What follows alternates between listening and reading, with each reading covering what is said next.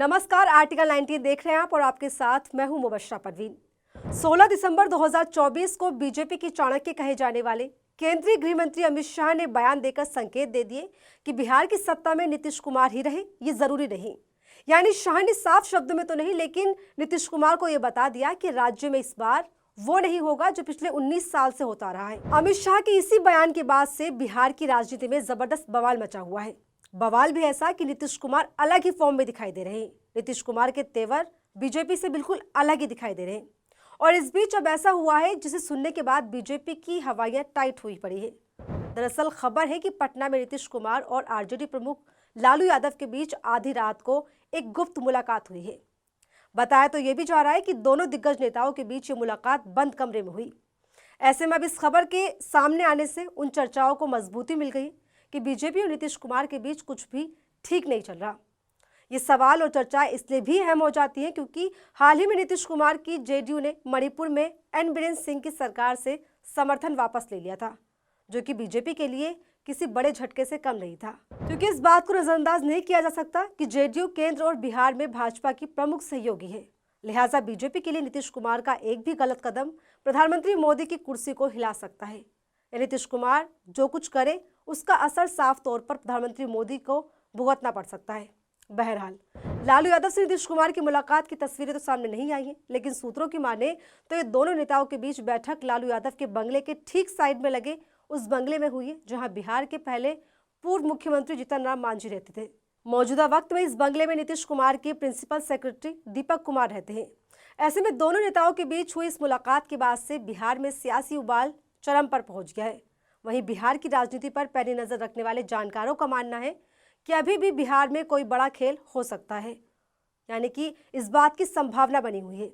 आपको बता दें, नीतीश कुमार को लेकर बिहार की सियासत से बेदखल करने की बड़े मोर्चे पर तैयारियां की जा रही है। उसमें कई नाम अहम है जो दिल्ली वालों के आदेश पर नीतीश कुमार के खिलाफ चक्रव्यूह बना रहे हैं। इनमें पहला नाम है लोक जनशक्ति पार्टी के नेता और केंद्रीय मंत्री चिराग पासवान, दूसरा जीतन राम मांझी और तीसरा नाम है जन स्वराज के संस्थापक प्रशांत किशोर। ये वो तीन बड़े नाम हैं जो नीतीश कुमार के कट्टर विरोधियों के रूप में देखे जाते रहे हैं।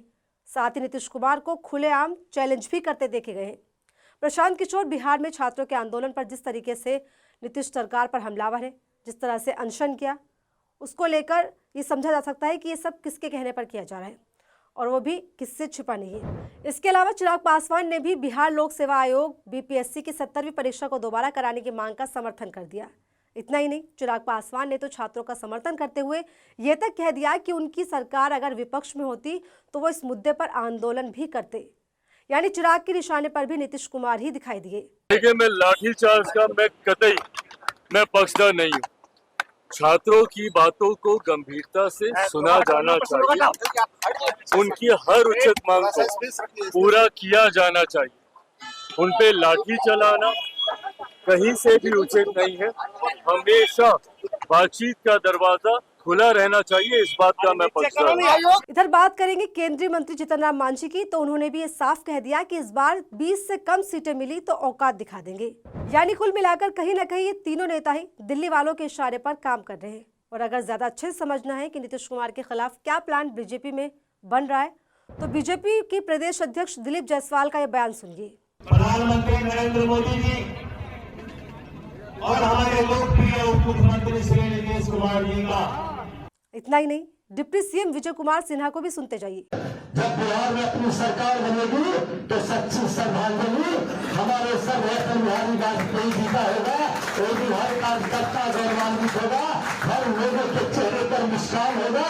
बहुत बहुत धन्यवाद। तो ऐसे में समझिए कि बिहार में विधानसभा चुनाव के मद्देनजर एनडीए खेमे में प्रेशर पॉलिटिक्स चल रही है, वो भी जबरदस्त तरीके से। ऐसे में लालू यादव और नीतीश कुमार के बीच बढ़ती नजदीकियों को किसी बड़ी सुगबुगाहट के तौर पर बीजेपी देख रही है और इसको लेकर वो डरी हुई भी है।